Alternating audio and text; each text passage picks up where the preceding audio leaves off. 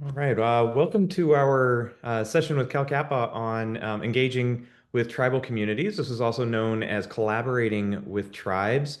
I'm happy to introduce our presenter today, Marianne Cox, who works with the North Coast Opportunities, specifically the Healthy Mendocino Project, and I'll let her explain all of what that is and how it relates to collaborating with tribes. Thank you for joining us, and Mary, thank you for presenting today.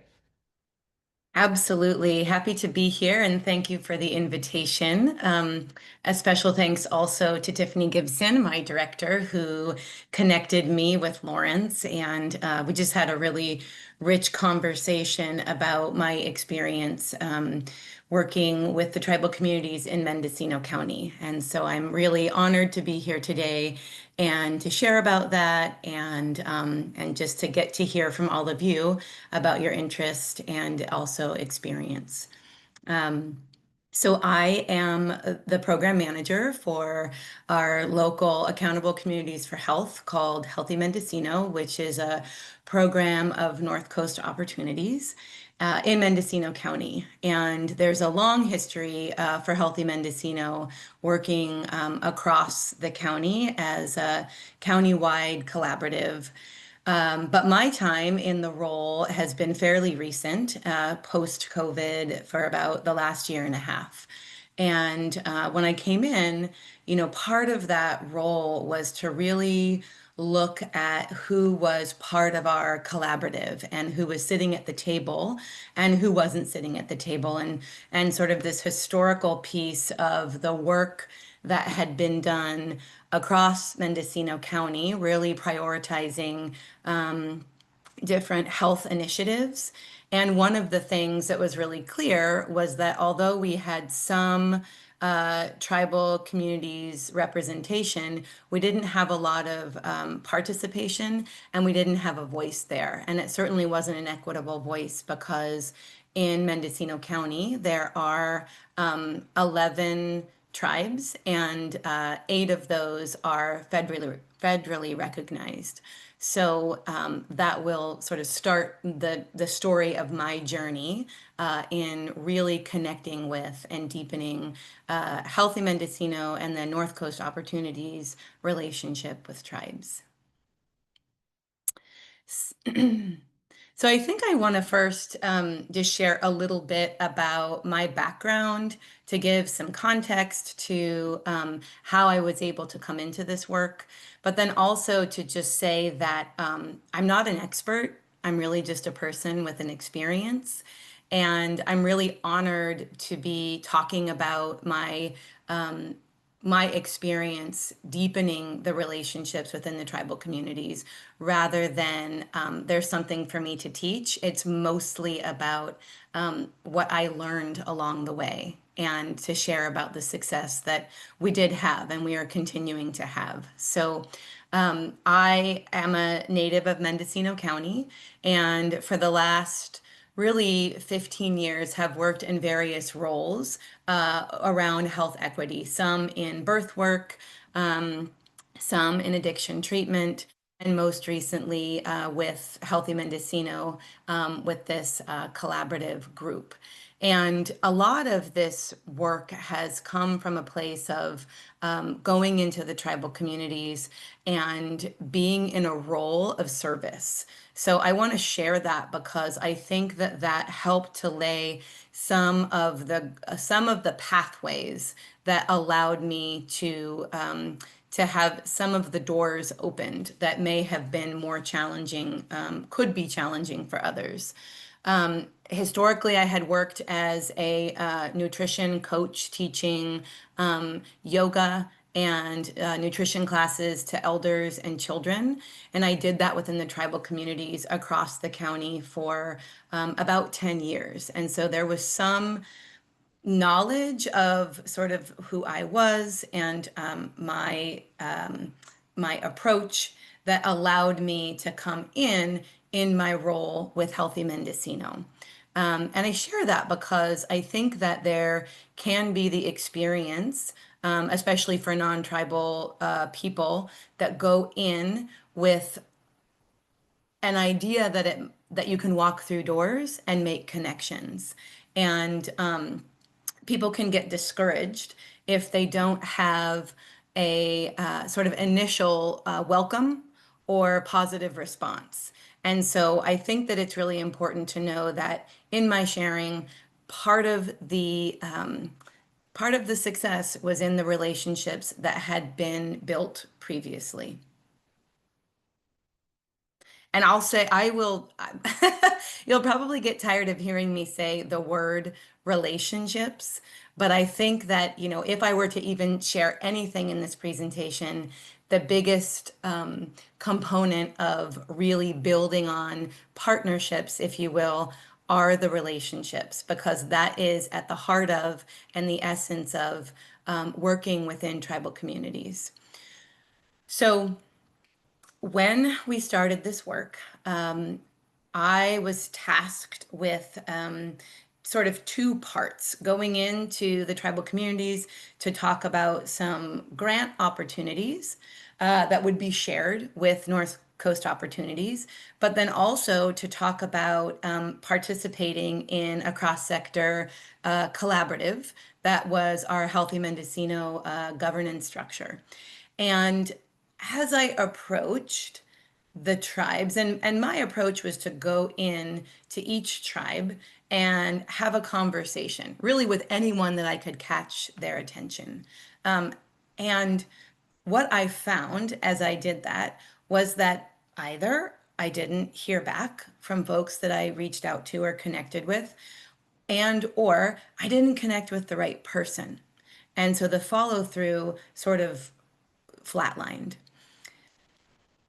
Part of sharing this is that it was decided that going to our local tribal health clinic, that is a consortium of 8 of the tribes, was the best approach to talk with the governing body there, the board of directors, the executive director, to really find out if there was any interest amongst the tribes from their leaders to work with North Coast Opportunities in alongside some of the initiatives that we were approaching, but then also to see if there was an interest in coming onto our leadership team as a representative. And as we did that, some of the things that we found out was that there was a lot of pain points that needed to be heard and responded to across the community, not just about our own organization, but sort of community wide. What this offered us as an agency was an opportunity to really look at sort of from the organizational side what our own relationship was like within the tribal communities. Some of that was looking at data, some of that was looking at how many families we served in our different programs, and some of that was just looking at who participated and the way that we participated within the tribal communities. A lot of this came from listening, sitting in rooms and hearing and being willing to have uncomfortable conversations, uncomfortable only for the people receiving it, which was our organization, right? Being willing to be receptive and open and respond to the needs that were being presented for the tribal communities, rather than coming in and offering a solution, which is a very typical approach and kind of an expected experience of someone in the tribal communities interacting with a non-tribal agency or person. So we came in from a perspective of open-mindedness and a lot of empathy and compassion for the work that would need to be done. From that place, we started to really build on the relationships. And the relationships came out of consistency of the connection, of going back to the board of directors, offering updates, learning about who we needed to engage with at each tribe, the appropriate person, and then bringing in our own leadership, our board of directors, kind of our C-suite positions, our executive directors, to really offer the trust that there was some real commitment around this kind of engagement. The other piece of this was really understanding our local history around historical trauma and current day trauma, and being able to listen to that. Also, knowing about tribal customs, tribal cultural perspectives, and we had to learn about tribal governance, which was not something that we found out we didn't know. And a lot of that were those pieces of learning and understanding really helped to build on the relationships, which allowed us to continue in the work that we're doing now.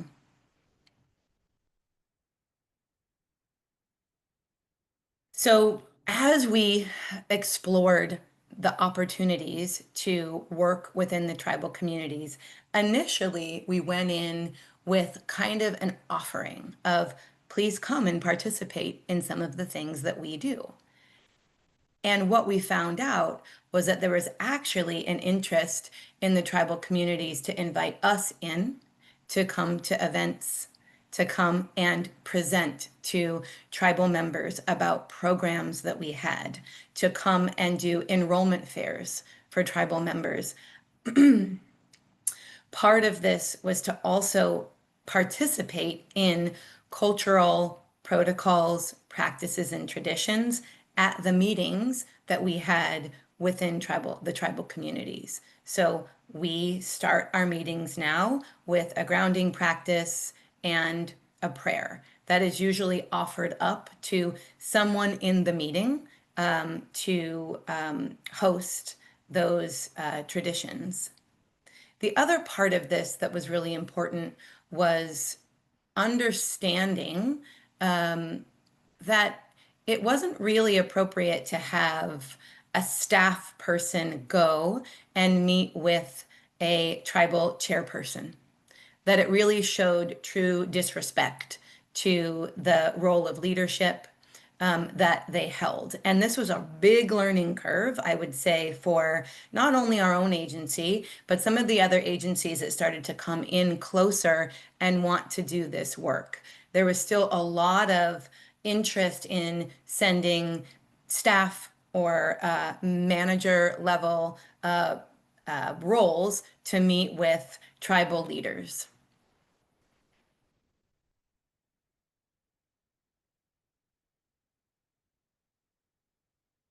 So I would like to just share that one of the areas of success that I felt was probably pivotal was learning about asking, really learning how to ask questions, really learning about what the challenges are within the tribal communities, past and current, and being a partner in talking about and exploring approaches to solutions rather than coming in with answers and problem solving for communities that have their own processes and ways of being very resilient.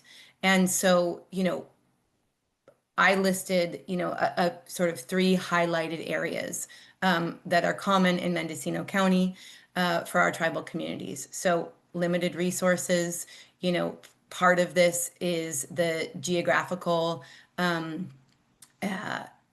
social isolation of where many of the tribal communities live on reservations are in our county.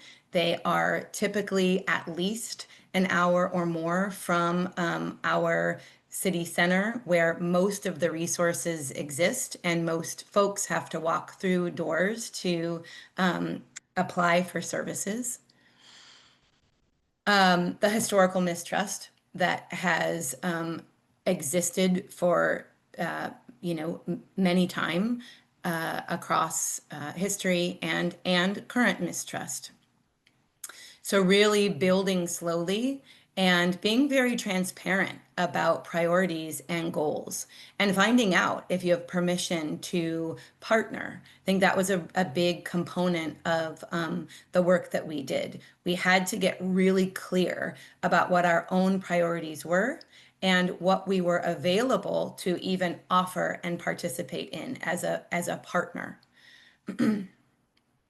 And then communication gaps. So, really being clear about messaging, the way in which we communicated. So, whether that was not just sending an email and making the assumption that that was enough or that people would respond to it, going to the tribal office and or asking to present at meetings and or to the chairperson, and then really finding out the difference between elected tribal members and then community leaders, and finding an ally within each tribe to help make those introductions and then build on those relationships.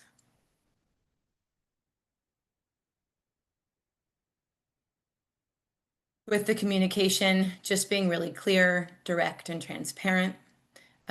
Recognizing roles and responsibilities. So if we are working on a project, really identifying who's going to be participating. What do we need? What are we asking for folks to do if they are showing up in the space? And what is the commitment? The other piece is understanding what the outcome is that we are hoping for and knowing that it's enough to just build on the relationships for a long-term goal.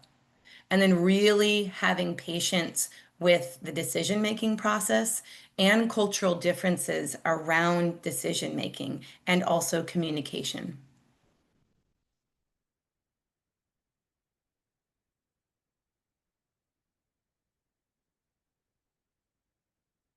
So as we deepened into the work, we were meeting regularly with our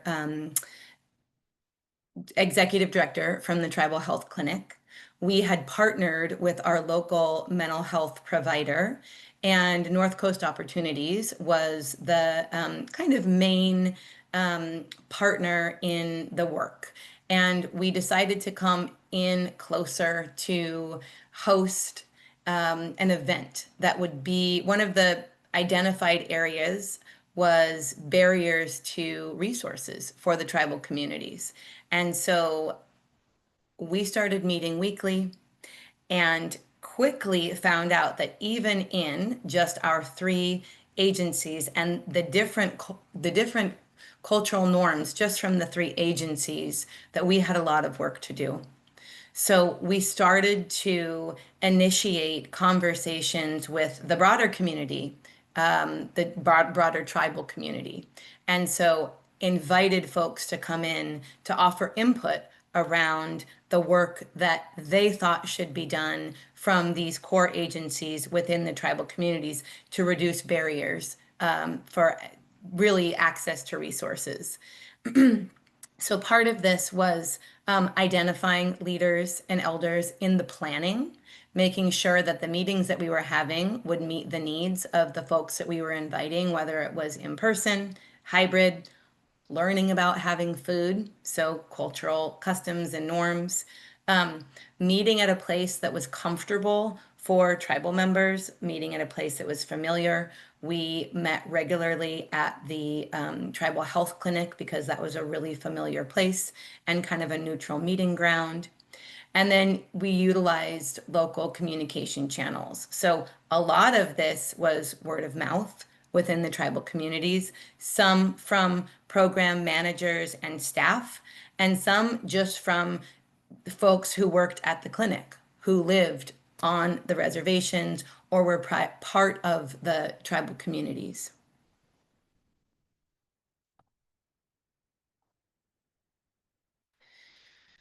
It was decided, I share this picture because this is a picture from the event that we called Gathering of Care. This event was the outcome of 7 months of planning with the three partner agencies.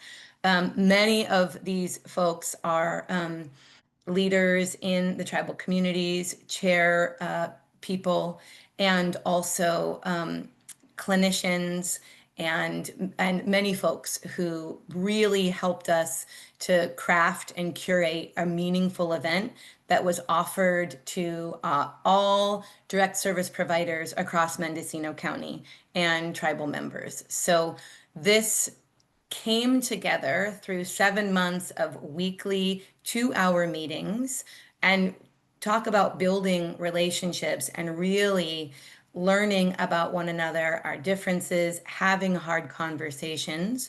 But we were able to put on a beautiful event where we had 220 people come to our conference center in Ukiah.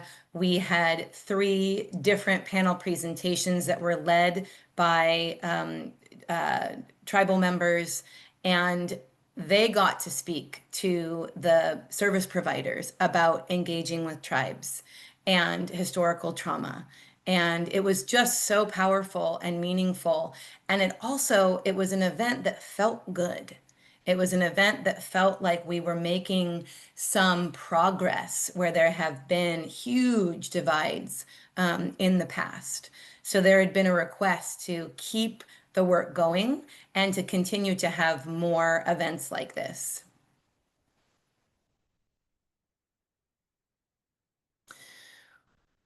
One of our allies and partners, Chris Partita, who is a tribal elder in the community, had put on overdose and opioid summit. And this community priorities that were identified actually came from the event that he put on. And we were given permission to use these priorities as a way to start to move our initiatives and work forward. So providing cultural humility and historical trauma training to all agencies and organizations across Mendocino County, in particular for direct service providers. Creating stronger coordination with tribal departments. Understanding and helping to promote youth and young adult programming, improved outreach and access, and then long-term sustainable collaboration. So these are the key priorities that our group, which is called Gathering of Care, has adopted to really start to work on as a greater community-wide initiative. And we have now invited the consortium tribes and then the three tribes who are not part of the consortium, which were the 8 tribes, to come to a meeting, which is actually next week, to listen and learn and talk about long-term sustainable collaboration across Mendocino County. Part of this work has also to invite other agencies to come in and work alongside North Coast Opportunities and Redwood Community Services, which is our local mental health provider. So just some key takeaways, building trust through listening and collaboration, and really doing that, really listening and really taking time. I mean, we can look at the slide and everyone can read, but I think what I would share as far as my experience, it has been in taking time, going for a walk, inviting someone to coffee, doing things that are not typical for dominant culture approaches to business and or necessarily a way of interacting professionally. And it's been so powerful to see the ways in which our agency and organization has learned to relate differently and to also open more trust and transparency amongst ourselves. Respecting tribal cultural sovereignty and traditions. I think the other part of this was having to also be open to and accepting if the answer was no, or if there wasn't an interest in partnering or in coming in the way that we thought would be helpful. So really leaning into the tribes leading the work and having our agency step back to just offer support if there was interested. And then together identifying challenges and creating realistic solutions. So not making promises that are not possible or that we don't have funding for or that feel good and sound good and look good, but really looking at what each partnering agency already has to offer and then coming in closer to see the ways in which we can just bring more resources to tribal communities rather than creating solutions that are unrealistic.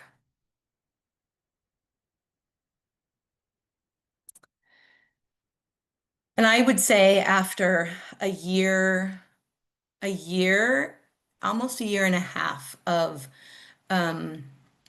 really sort of massaging and holding a container for this work and for these relationships, there has been a lot of trust and resonance amongst the tribal communities and an interest in coming in and coming closer to work with these agencies that historically there had been some really big feelings of mistrust.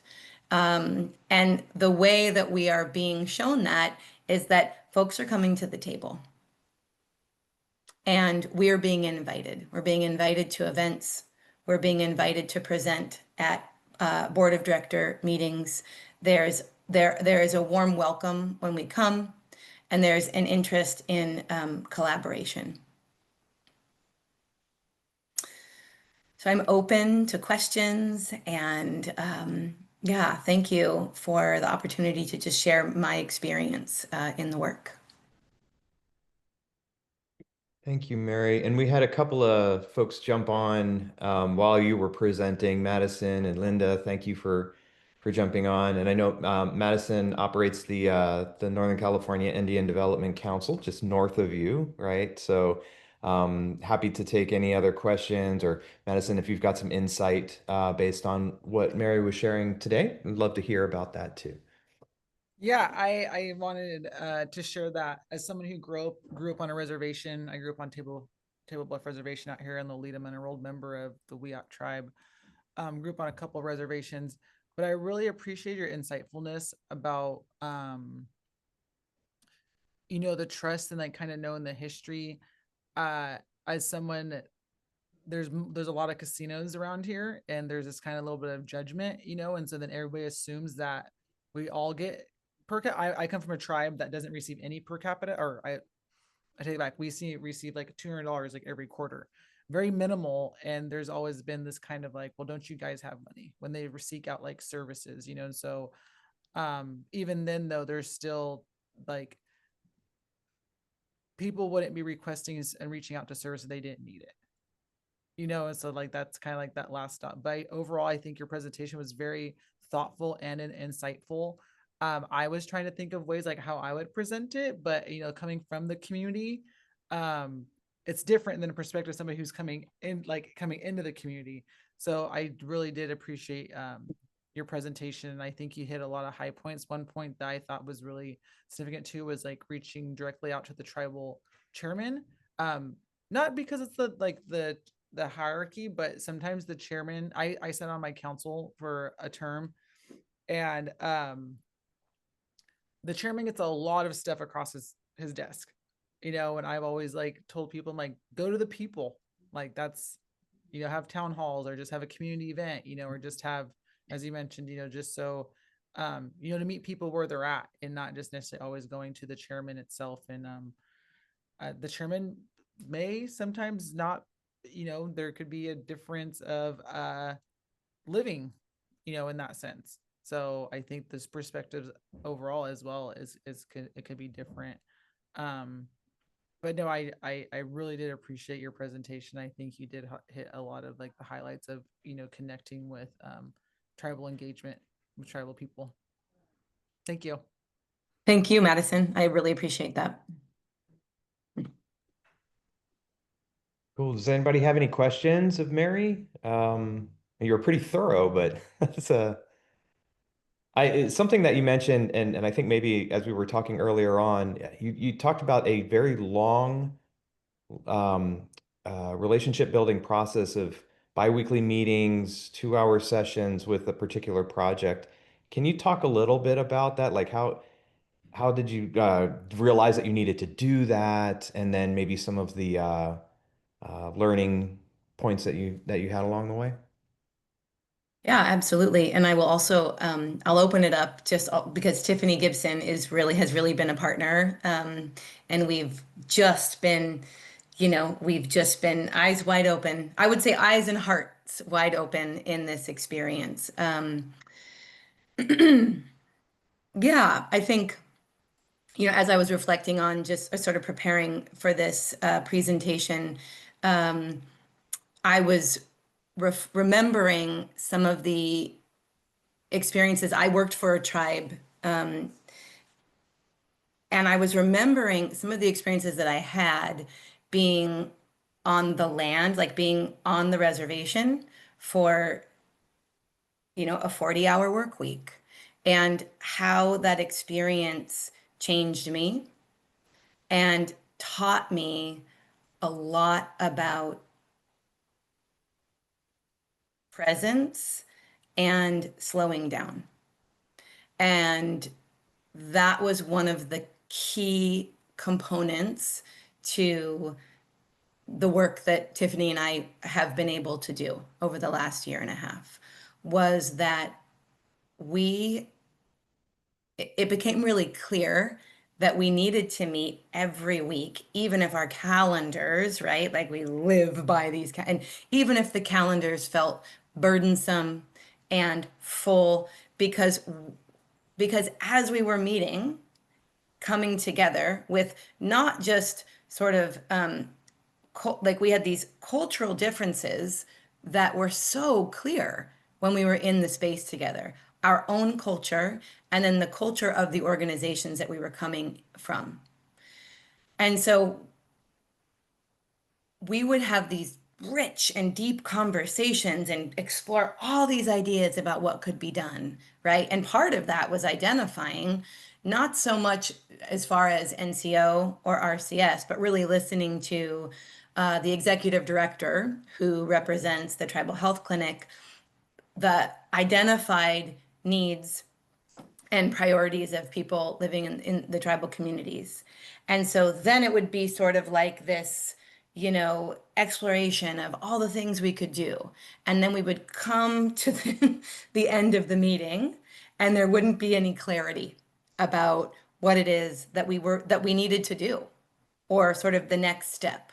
So, and it wasn't because there weren't brilliant people in the space who can be solution oriented and who could create a plan, or but it was because we all had to really foster trust and build relationships first in the group before we could even put a request to the community greater and then the tribal communities to come in and participate. So I think that was really where we first started, was, learning about one another, learning to listen to one another, and really have respect for our differences, and then start to look to the leaders, right? Some of them were elders and healers and folks that were just identified, right? We kept just getting people that were identified, like, oh, you should invite this person and you should invite this person.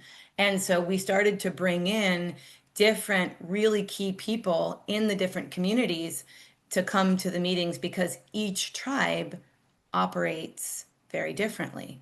And we needed to learn about that as well, right? And that the person who was identified to come to the meeting to represent is not going to be the person who's going to make a decision. So I think that that was really part of our own learning experience. And then also really to spend time together. A lot of it was spending time together, even though it was a meeting, right? And there was a lot of, there was structure and there was form, and we wound up having an incredible event, but we couldn't get there without 7 or 8 months of meeting every week, building on trust, having relationships. I think each person really had to garner some humility because they were big personalities. And then just to be really open with whatever the outcome was going to be. Absolutely. I can really just add on to that because it was the relationship building by knowing that we were going to be together for a good period of time, 2 hours every week. And it wasn't always the same people that would come. There'd be different people that would come, or somebody would come one week, but not the following week. But just it was a great opportunity for those of us who have been in the work world for a long period of time, who came up in, the 90s and taught this is how you do business, this is how you do meetings, and you got an agenda and you hit your topics and you're out the door onto your next big thing. And to really spend that time to learn that just listening and understanding people's stories. I mean, that was one thing that I really loved about, sometimes we would just hear a story and we would just sit and listen and learn about what it felt like to, have lived in that person's world. It allowed us to create those relationships so that when you do see somebody in a totally different setting, you say hello because you have this experience. It's almost like, going out and having coffee with a group of friends once a week. You don't have an agenda when you do that. You're not looking to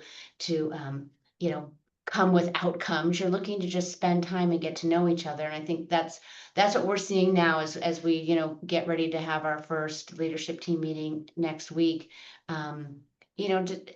To invite people to another 2-hour meeting, and they smile when you say, yeah, we're going to get together, because it's we haven't all been together in a little while because we've been prepping some of our presentations and such, but I think everybody's looking forward to getting back together and sitting for 2 hours and talking and learning and listening to each other. And it's changing up what we think of as that successful meeting into a whole new way of looking at creating these relationships and looking to the future. We're going to have to learn to trust each other. The world that we're moving into is a place where being able to wrap our arms around each other and move through things together is going to be so important. So these relationships and this trust it's a must have.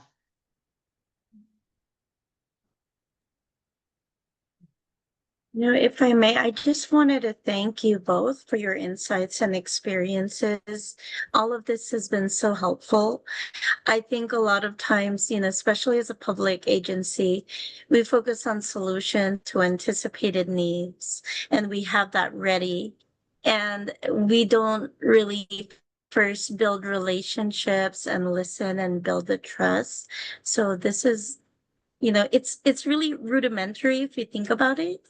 But it's also really eye-opening because we're just so focused on solutions. I'm wondering, what did you call the meetings? Did you call them listening sessions? And, you probably didn't have agendas, or maybe later on you did. How did you encourage the people to come? And what did that look like? And how did you set the tone for the meetings? I think both Tiffany and I can answer that. That was also, I think that was also something that we had to learn. What I will share is that we, I would say around 3 or 4 months in, it was really clear that and this was during the planning for the event, right? So we were meeting weekly for about 2.5 months, and it was decided that we would have an event. And because that had been a request of the board of directors from, and we had had a listening session, NCO did, for the tribal communities that were actually just about our own programs. From that listening session, we decided to have a larger event that initially was going to be really about shared resources, right? Because one of the things that we kept hearing was that there are all these different agencies across Mendocino County, ours included, that have different programs that would be beneficial for tribal members, and folks don't know about it. They don't know about the programs, they don't know how to engage with them. And so, sort of, the inception was around having kind of a resource event. What we really found out was that until we actually went a little deeper with some of the sort of pieces that are rooted in historical trauma, racism, components, of people who live in marginalized communities, we could not put on a large event and talk about shared resources without really addressing the inequities around why people don't have access to those resources. So we decided to bring in a facilitator who was able to kind of come into our group initially and work with our 3 agencies to really put on such a meaningful event, to really identify, like, how do we do this in a way that people feel really open and receptive, but can also learn? And how do we do this in a way where the tribal communities, their voice is the voice that's being heard, right? We're not standing up there as these core partner agencies telling folks how to do this. So that was part of the process, and the event was called Gathering of Care. And so those were, we called our meetings Gathering of Care, or GOC. And we did have agendas. There was definitely form and structure to our meetings. And each meeting there, was intended to kind of move us along around the planning process. And it was sort of there was a lot of dualities, the invitations to folks participating, some were very personal, just sort of like getting on the phone. I am staff, so I had time and the bandwidth and some of the connections to do that, to get on the phone with folks that I know who, are Native or also work in the tribal communities, to invite. And then again, word of mouth. And so, and then there was formality. There were clear invitations to participate with objectives and intentions, and placeholders for calendars so people could remember.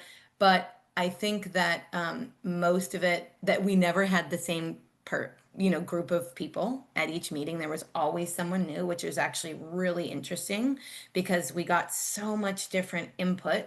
I think that's a really not typical experience also, was to be very open to different perspectives each meeting.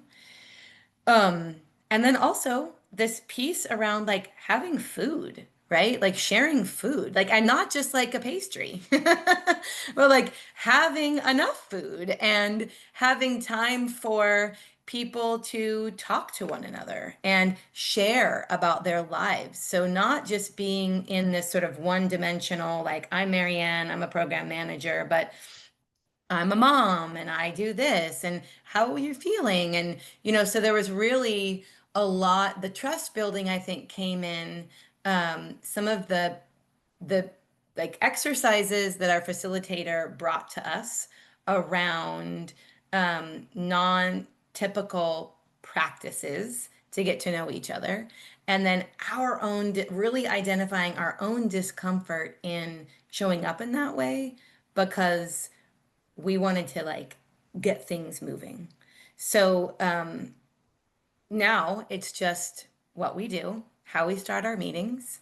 And I think that, as I sort of shared earlier in the presentation, bringing in some of these other customs around a prayer or smudge, as long as we have permission to do that from the folks participating, and then definitely having food and an agenda so that everyone knows why they are there and what we're doing there. I hope that answered your question. Yes, it did. Thank you so much, Marianne. Would you be able to share one of your agendas? Yeah. I'd love to see. Yeah, Sure. Do you want me to just send it to, do you want to see it now or send it to Lawrence, or, either and is he can fine. share it out? Okay, all right. Yeah, either is Okay. fine. I'll, And I'll share it with Lawrence so I don't take up time looking for it. Marianne, one more question. oh, Oh, sorry. Oh no, go I ahead. just wanted to input, like, I do have to, Yeah. I have to leave here in a few minutes, and I just Um, wanted to share, like, that's what was my comment earlier, was like the part of sharing food, like that's how you can always get, I think, with any community, but especially in the Native American community, I feel like, when you provide a meal, there's that sense of respect, sense of community, meeting people, just like literally like breaking bread. And I know like our mhm, budgets don't always allow for that, mhm, and especially if it's not like you said, like a pastry, like an actual, like, especially if it's the evening thing or like an afternoon thing. And then people always want to bring, somebody else, like you do invitees, but then you'll get like I always bring my grandma to everything, and so I really think that's like that important piece of like just that tribal engagement is like when you do have these meetings and or like events, and just having some sort of food. And I really appreciate like that you acknowledging that in a sense too, because I think a lot of people I don't think they forget, it's just something that's an oversight in a sense. I know we had a recent grant from Elevate Youth California for our youth programming, and there was no food involved, and it was a youth suicide prevention, like it was allowed cost. And it was like, how do you expect us to meet us with these kids who are already high risk, for mhm, like 2 or 3 hours, like that? And every every time they had like an all session network, like quarterly, we come back of like, once we tell them there's no food, like, we would find other ways to get it. But like, that was the part of it. There was the huge, feedback. Like, you can't expect us to go into these low income communities, whatever, and just not be able to provide like, a meal of some sort, and just meeting people where they're at. So, yep. But I do have yeah, to my leave. question Sorry about is that. gonna be, Mhm. oh, my Thank question you. was about food. That was perfect. Thank you so much, Madison.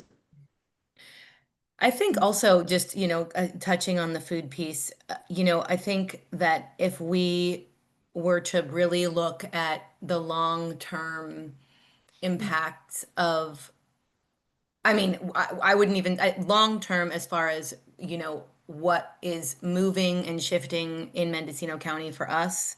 I'm not talking about us as NCO, us as a community, as a county. Um, that we've probably spent, I mean, maybe $5,000 in, a year and a half or 2 years on food. And that is so worth it. If that, it's just been so worth it for the relationships and the trust that has that we can see now has really been fostered.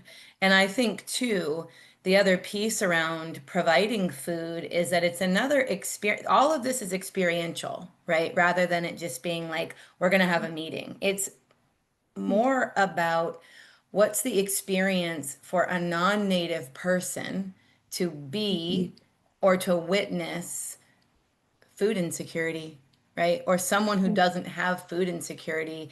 And so that's also been my experience in providing food is a custom and a cultural norm. And it's across many cultures, and it's enjoyable, and it's something to break bread. But also witnessing families come to an event, really being able to see where the need is because there's food insecurity, and we can provide for one night some nourishment and then actually really experience what that's like for them just by witnessing it for a brief moment, then we can do better at providing services. Mhm. Then we have our hearts are more in it. And so I think that that's been another part of this is I didn't talk much about this, but one of the things that Tiffany's really been lifting has been our participation as an organization at tribal events, which was another request, was not so much like come and solve all of the problems, but come and be part of the things we do. Table at our events, come to our big times, come and be with us, meet us, see us. And I think that that's been another way that we've been able to have foster these relationships. Marianne, thank you so much. I'm wondering, what did the food look like? Did you bring their dishes that they're accustomed to? Did you survey them as far as what they would like to have? We didn't do any kind of like traditional foods, but we definitely talked as a group about like what is typically served, what people like.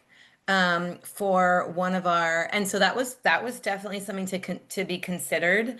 Um, you know, I think as an agency and organization who has food programs and also has garden programs, and we, have a Head Start. And so there is also an emphasis and focus on nutrition and healthy food, but we wanted folks to have that experience, but we also wanted people to have fun. And we wanted it to be familiar. So we got a taco truck, and they were actually Indian tacos, but they were more on it was just like so much fun. It was a local company, a native woman, so we were able to support a small business. And oh, it was so much fun. And we had paletas and, lots of fresh fruit. And it just felt like a party rather than, having kind of a sit down or many different dishes or pizza or something like that. So that was for an event. And then at our meetings, we just had yogurt and, things that people might have for breakfast that are on the healthier side. Thank you so much. Mhm. Marianne, we're wrapping up here. We got a couple of minutes, but I had one question for you. In doing all of this engagement work with the local tribal communities, how have you seen that influence the way that business is done in general at NCO? Mm. Yeah, I think more thoughtfully and intention. There's more, I mean, I think there's always been intention. I think probably more equitably. I think to really um, assess our whole community and say, and not make assumptions about who we serve, but to really look at how we can serve more equitably. Yeah, and I would add just a whole new layer of curiosity. Really looking at how we do the work that we do, not just what we do, but how we do it, and ensuring that we're connecting with people in ways that feel appropriate and inclusive for them.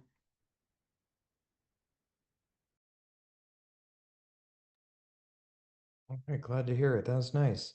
Are there any other questions for Marianne or for Tiffany?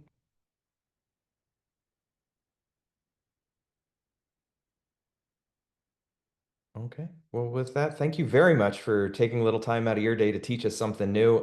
Very much appreciate the work that you're doing up there. Glad to hear that it's going well and it's continuing. I'd like to hear how it evolves. It sounds like you're moving forward and still have things to do. So, love to hear how it goes.